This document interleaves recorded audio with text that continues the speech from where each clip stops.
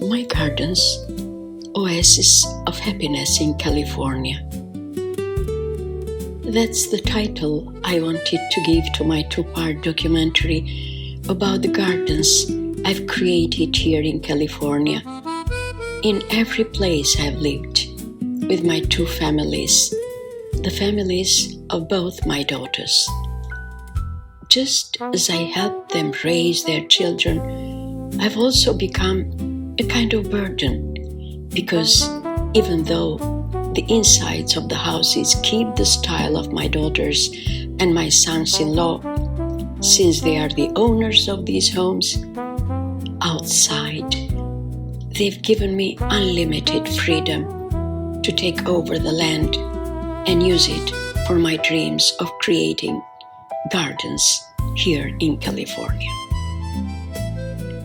In this way, the gardens have become a metaphor for my roots, for the places where my childhood memories have kept me alive. Every garden here is a reflection of a personal journey where the freedom to create has served as my strength, and every step has been a step forward towards finding myself. Each garden isn't simply a space, but a place where I have found the courage to express my dreams. In every root, in every flower, there's a piece of my memories, and so every place I've shaped has become an oasis of inner happiness. I don't regret it, but it also makes me laugh when they say, Dolores, wherever she finds a patch of soil, she will dig it up to plant something. Truly, I've dug with joy and without ever getting tired. I've been rewarded with the magic of flowers, medicinal plants, birds, everything that lives freely in nature, with that freedom so longed for by my soul, thirsty to be free in thought and to fly in imagination. Tired from life's storm, from the word don't that follows us all our lives, I wanted to bring the inhabitants of the forest around the homes where my daughters live here in California. I didn't like planting here and there, a plant or two, just to say there's a garden. I wanted to bring here to California the vegetation of the beautiful hills of Corta, my native town where I was born, and of Tirana, where I was raised. The man-made lake in the hills of Tirana, where for decades I would walk without fail at dawn and return home after sunrise. In this lake, there are no geometrically shaped flower beds, but the flowers themselves protect one another, make room for one another, and create a natural setting as if designed by the greatest architect. Each flower in my gardens, each step of this path has tied me to my roots, making every step feel like a return in time. Here the gardens are more than just plants. They are my memory and my eternal freedom, woven with my dreams that now sprout here in California. Before I began writing the text for this mini documentary about the gardens I've created here, I thought of reading what other flower lovers had written before me.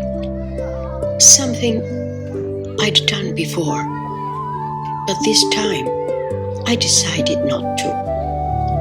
I would be impacted by others and wouldn't be able to present clearly and truthfully what I feel about my flowers, my perspective, my personal connection, the impact of flowers on me, and my bond with the garden I created myself.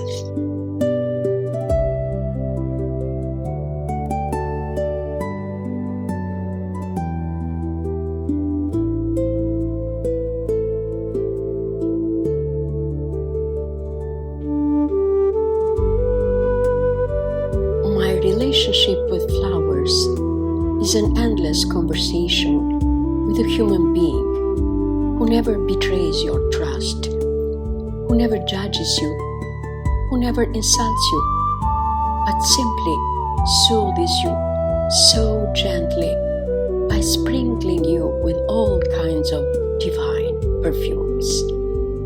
What's more, in these intimate conversations with flowers, you also feel their gratitude because you created them yourself with the sponsorship of God, who gave you this beautiful California climate.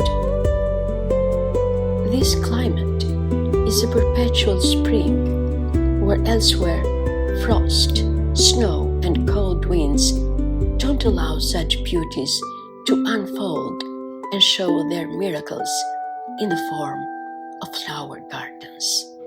Meanwhile, I ask myself, why all this exaltation over gardens you've created? As if you haven't gone through suffering, human pain, the unrealized, rare dreams like other people. And the answer comes on its own. Because you have dug into earth, you have toiled with your own hands, without gloves. You have created an oasis where every flower, every fragrance, every color tells a story of your life. Here, everything blooms because it was born from your will, from your devotion, and from the hope that never abandons you. Thus, your garden is not simply a place, but a deep reflection of your soul, of the dream you've chosen to share with the world. I have brought the architect nature into these gardens, where as soon as I open my eyes in the morning, it feels as if I'm touching the magic, the unimaginable, the best elixir for the soul. In my youth, someone told me, there are people who know how to hide their thoughts well, but not you, Dolores. You cannot hide your thoughts or your deeds because your eyes are funnels that lead a person straight to your soul. With time, my eyes grew a little tired, but still, despite all the efforts I might make to discreetly guard my thoughts and actions, I couldn't.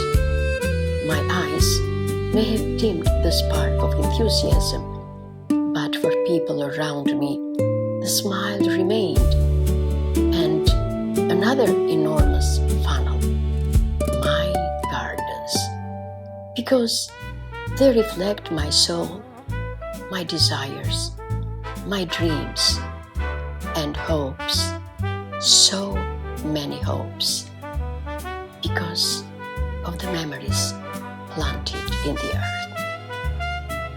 There's a saying that has always stayed in my mind.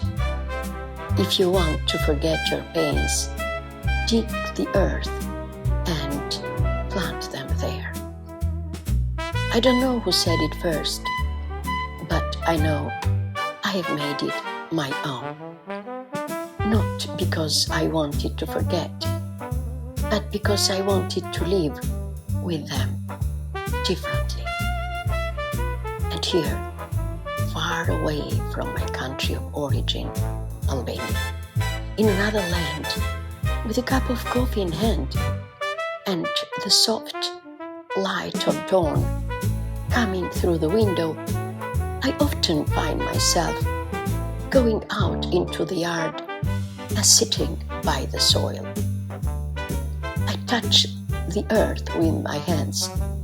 I dig it slowly, and every time I have the feeling that I'm not only opening a hole for a flower or a tree, but I'm opening a small piece of my memory. Because memories are not always easy to carry. Some are as soft as the morning twilight, but others have weight. They are filled with absence, with longing, with time that does not return. And I take them one by one and I place them in the earth. I plant a flower, I plant a tree, and together with their roots, I also leave those things I cannot say out loud. The distant years, the difficult nights, and that girl I once was, once upon a time. Because perhaps this is life, to plant the pain and to wait for it one day to bloom in peace. After every little digging in the soil, when my hands open the earth to plant a seed, a twig, or a new root, something happens that I hadn't understood before. It is the opposite of what happens when you accompany a loved one to their final resting place. There, in that heavy farewell, body and soul seek release, but often remain trapped, just trapped in pain. And you leave empty, with a silence that cannot be filled. But here, in the earth, with the gardens, with the flowers, things happen differently. When I dig the soil and place a seed in it, I'm not only planting a flower to bloom later, I'm also burying a piece of pain. And when I rise from the ground, I do not leave burdened, but lighter, as if the earth has taken something from me and turned it into a quiet promise. Because now I wait with patience, without anxiety, like someone who believes. I wait for a bud to open, for a new life to appear, for a fragile twig to transform into a tree that grows towards the light. And this waiting does not weigh on me. On the contrary, it fills me. Little by little, the garden begins to speak to me in silence. Flowers bloom without a sound. Colors open like gentle memories. The earth breathes and everything around fills with life. I see this with my own eyes. I feel it, and I understand that what I once buried as pain has not disappeared. It has turned into life. In this small world I have created, I even find new friends, rare, silent ones who do not speak with words, but with their presence make the garden come alive. And so, every day, between the soil and the memories, I learn something new, that perhaps healing does not come by forgetting, but by planting.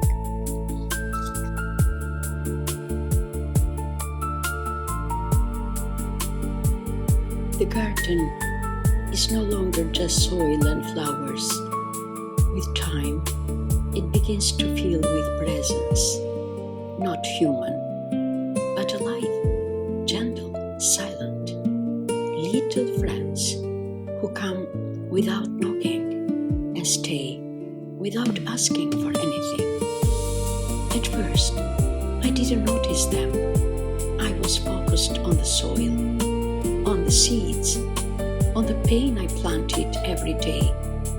But one day, while I was watering the flowers, I saw a butterfly land on a petal. It stayed there, calm, as if it knew me. Then the others came, and the others. Bees that worked tirelessly, birds that perched on the new branches, a breeze that brought life to every corner. Gentle breeze. And I began to see them, not as passers-by, but as part of my garden. They don't speak, but they teach me something every day. The butterfly teaches me lightness, how to rest upon beauty without weighing down. The bee teaches me patience, silent work, without noise, without complaints. The birds teach me freedom, how to stay, but also how to leave when it's time. And then there is the silence, that silence of the garden that isn't empty, but filled with life.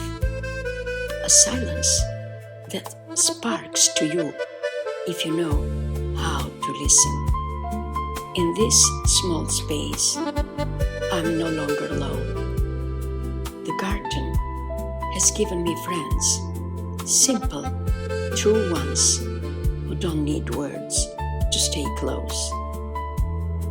And sometimes I think maybe these friends are nature's answer to everything I planted in it. Because where I buried pain, it has not remained empty. It has been filled with life, with movement, with breath, with presence. And so, every morning, when I go out into the garden, I don't go just to see the flowers, but to greet my friends. There are moments when the garden is not simply a place.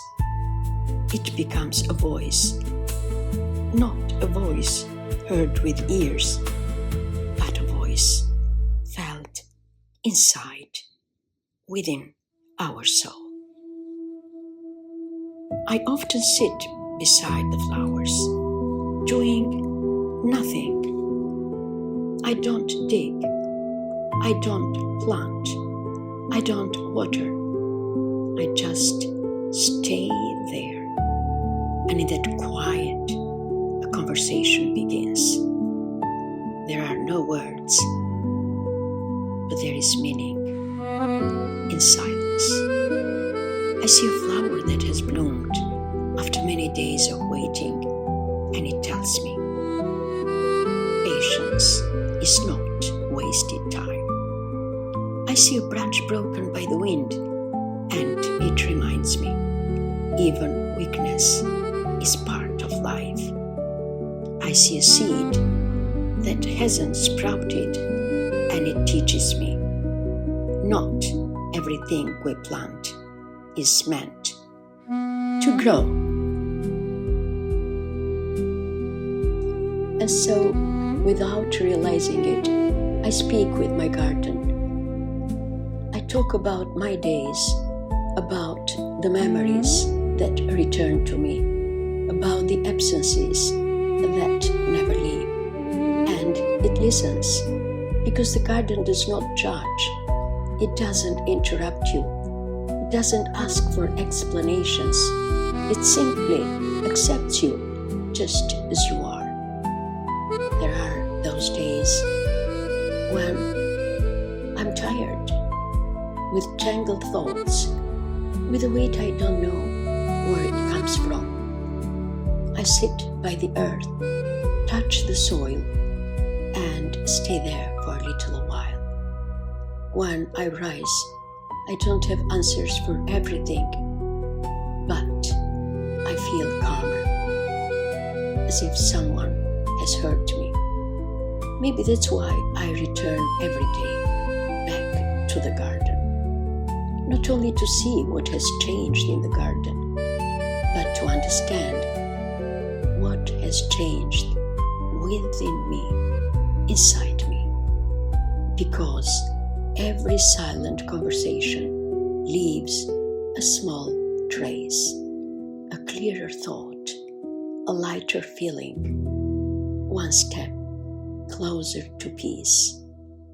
And so, among the soil, the flowers, and the quiet air, I keep talking without words and listening without sounds. I want to compare my gardens to two singers. One, the French singer Claude François, who sang the song Comme d'habitude in a very simple way. Then Paul Anka and Frank Sinatra took that same melody, but they gave it new lyrics. And even though Sinatra became known all over the world and Claude François became famous mainly in France, I still love the simplicity of the French song. In the same way, my garden, like Claude's melody, holds a quiet beauty in its simplicity, not always needing to be global, but instead to touch the soul in the gentle way that only a simple, heartfelt tune can hold both singers dear. I cherish both songs, just as I love my garden and as I once adored the gardens of London. There's no direct comparison, yet my garden is pure, like the unadorned simplicity in the life of that singer, Claude François. And that is why I'm so in love with what I'm creating, for I have shaped something exquisitely simple, something tenderly small. I have fashioned my very spirit, my very soul. And it is the unpretentious grace of this garden, woven with my sincerity, that makes it radiate both humility and a quiet magnificence. Just as I adore my garden and once marveled at the gardens of London, I see no direct rivalry. Yet my garden is a quiet wonder, like the delicate purity in the life of that singer, Claude François. That is why I'm utterly enchanted, but by what I'm crafting, for I have created something exquisitely unassuming, something exquisitely modest. I have shaped my very essence, my very soul. It is the unembellished elegance of my garden, intertwined with my genuine sincerity, that makes it radiate both humble grace and profound grandeur. Like the fragile beauty in the song Fragile. My garden too is delicate, like the song that whispers of vulnerability. As I compare it to Claude's simple melody And even to the worldwide fame of Sinatra's adaptation, my garden, like that song, is fragile, precious, and reminds me how fleeting and beautiful life can be.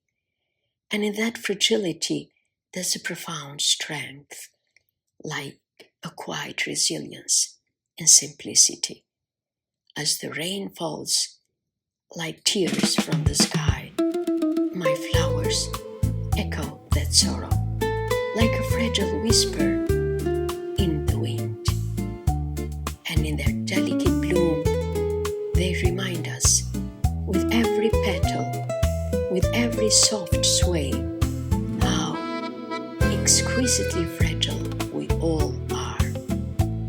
With this fragility, I approach the gardens just like I talk to the people, and this attitude, in its simplicity, becomes my beloved routine, my beloved ritual, like in the French song, comme d'habitude.